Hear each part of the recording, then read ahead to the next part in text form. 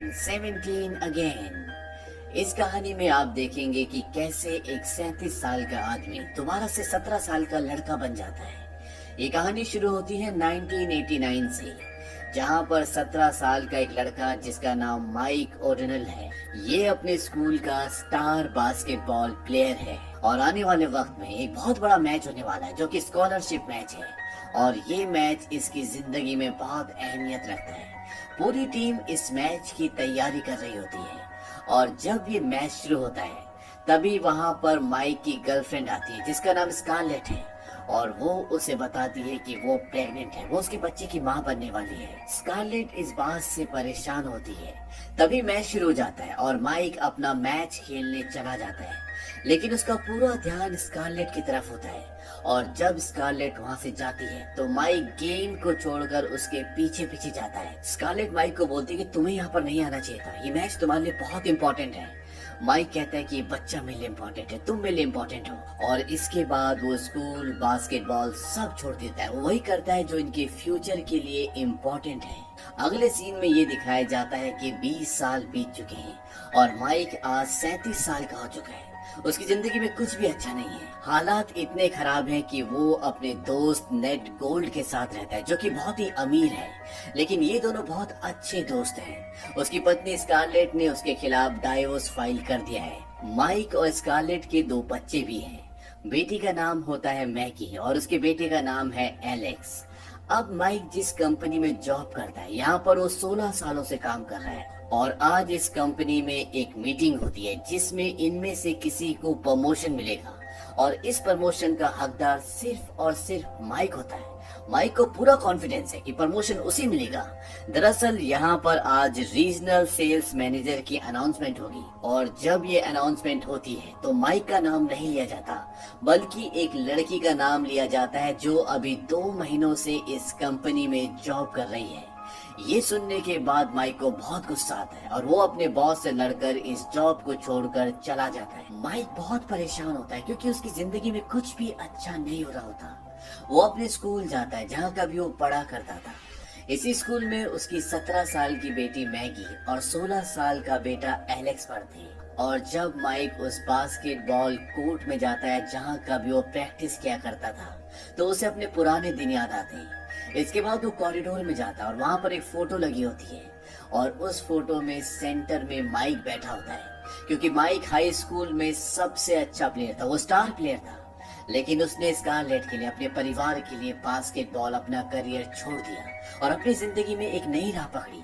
तभी वहां पर एक जेनिटर यानी कि सफाई कर्मचारी आता है जो कि एज में काफी ज्यादा होता है। वो से कहता है माइक ओडनल। माइक कहता है क्या मैं आपको जानता हूँ?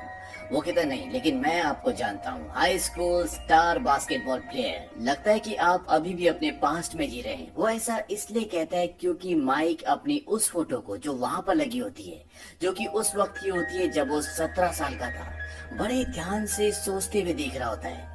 माइक कहता है कि हाँ, मैं अपने पास्ट में जीना चाहता हूँ, उस वक्त सब कुछ अच्छा था। बूढ़ा आदमी कहता है क्या आप श्योर हैं कि आप अपने पास्ट में दोबारा से जाना चाहते हैं, दोबारा जीना चाहते हैं? माइक कहते हैं कि हाँ, तुमने सही समझा, मैं ऐसा करना चाहता हूँ। तभी वहाँ पर माइक की बेटी आ जाती है जिसका नाम मैगी है। माइक अपनी बेटी मैगी और अपने बेटे एलेक्स के साथ एक रेस्टोरेंट में जाता है।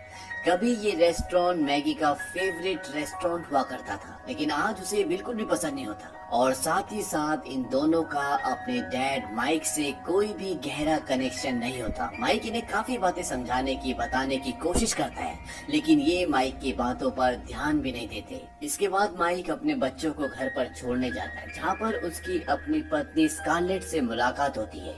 वो पीछे यार्ड में कुछ कटाई कर रही होती है। माइक कहता है कि तुम ऐसा नहीं कर सकती, यहाँ पर हमारी बहुत सारी यादें हैं। इन दोनों का अभी डाइवोर्स नहीं हुआ। स्कारलेट को माइक से बहुत सारी शिकायतें होती है, इसी तरह से माइक को भी स्कारलेट से बहुत सारी शिकायतें हैं। माइक कहता है कि मैं अपनी जिंदगी में सेटिस्फाइड नहीं था। स्कारलेट कहती है कि मैंने तुमसे शादी करने के लिए नहीं कहा था। माइक कहता है फिर भी मैंने की। स्कारलेट को इस बात से दुख होता है और वो कहती है कि हम दोबारा कभी एक साथ रहने वाले नहीं हैं।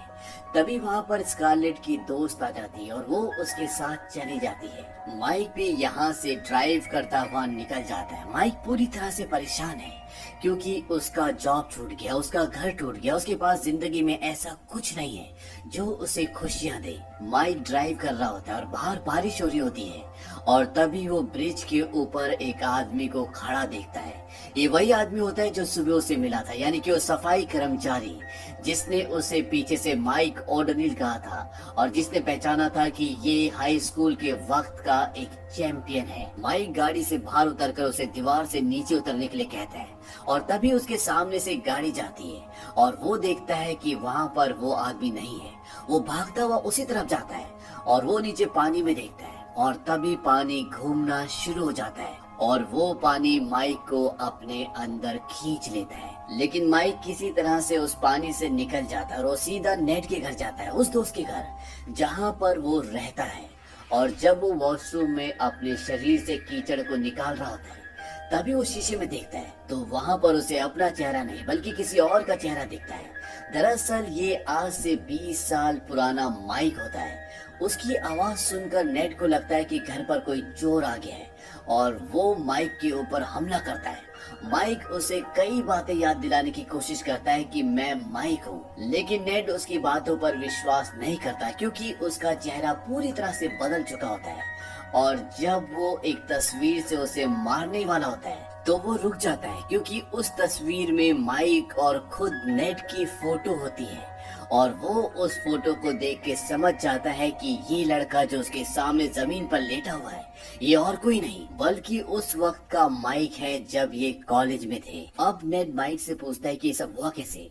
माइक कहता है कि मुझे कुछ भी नहीं पता। नेड कहता है कि शायद ये किसी स्पिरिट गाइड ने किया है ताकि तुम अपनी जिंदगी में एक बेहतर रास्ता चुन सको।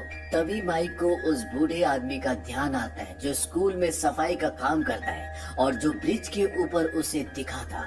वो भागता हुआ स्कूल जाता है और वहाँ पर वो उस बूढ़े आदमी को ढूंढने की कोशिश करता है लेकिन वो उसे कहीं भी नहीं दिखता। और तभी उसे वहाँ पर एक लेडी जेनिटर यानी कि सफाई करने वाली लेडी दिखती है। वो उससे उस बूढ़े आदमी के बारे में पूछता है। वो बोलती है कि यहाँ पर मेरे अलावा कोई भी काम नहीं करता और मैं किसी बूढ़े आदमी को नहीं जानती। माइक को कुछ भी समझ में नहीं आ रहा होता कि उसके साथ ऐसा क्यों हुआ और तभी उसकी नजर बास्केटबॉल के कोर्ट पर पड़ती है जहाँ पर बच्चे बास्केटबॉल खेल रहे होते हैं और उसे ऐसा लगता है कि उस बूढ़े आदमी ने उसे वापस इसलिए भेजा ताकि वो फिर से एक बार सही शुरुआत कर सके। वो भागता हुआ अपने दोस्त नेड के पास जाता है और वो उसे कहता है कि मैं दोबारा से हाई स्कूल में एडमिशन लेना चाहता हूँ क्योंकि मैंने 1989 से कुछ भी नहीं किया।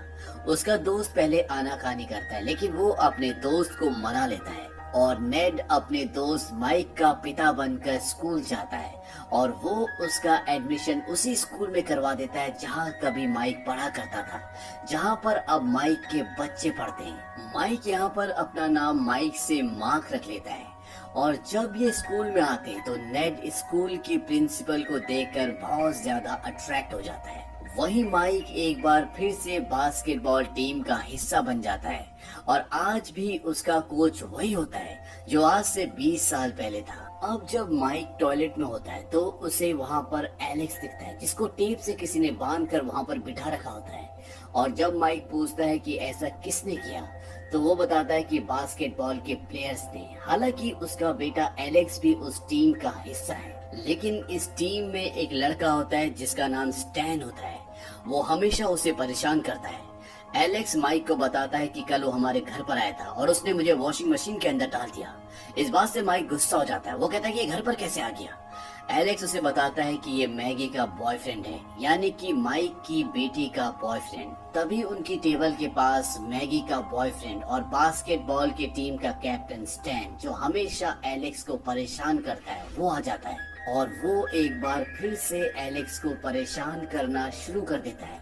इस बात से माइक को गुस्सा आता है और माइक पूरे स्कूल के सामने उसकी बेइज्जती करता है। और अब माइक घर वापस आकर नेड को बोलता है कि मुझे स्पिरिट गाइड ने वापस बास्केटबॉल खेलने के लिए नहीं भेजा, बल्कि इसलिए भेजा है ताकि मैं अपने बेटे और बेटी की हेल्प कर सकूं, क्योंकि उसके बेटे को स्कूल में स्टैन परेशान करता है और साथ ही साथ उसका बेटा एक लड़की से प्यार करता है जिसे उसने आज तक कभी कुछ नहीं कहा। और साथ ही मैगी स्टैन से प्यार करती है, इन दोनों का अफेयर है।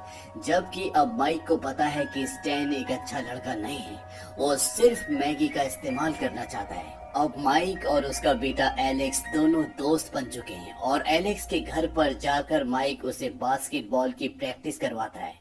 और माइक देखता है कि एलेक्स बहुत अच्छा बास्केटबॉल खेलता है। वो उसे बोलता है कि तुम्हें मेन टीम में होना चाहिए। तभी वहाँ पर एलेक्स की मॉम स्कारलेट आ जाती है और जब वो माइक को देखती है तो वो हैरान हो जाती है। वो कहती है कि मेरे पति तुम्हारी उम्र में बिल्कुल ऐसे ही दिखते थे। और वो माइक का चेहरा टेढ़ा मेढ़ा करना शुरू कर देती है क्योंकि वो अपने पति से पूरी तरह से परेशान हो चुकी होती है, इसीलिए वो उससे डाइवोर्स ले रही होती है। अब अगले दिन माइक एक बार फिर से एलेक्स के घर यानी कि अपने घर आता है और यहाँ पर उसकी मुलाकात एक बार फिर से स्कारलेट से होती है।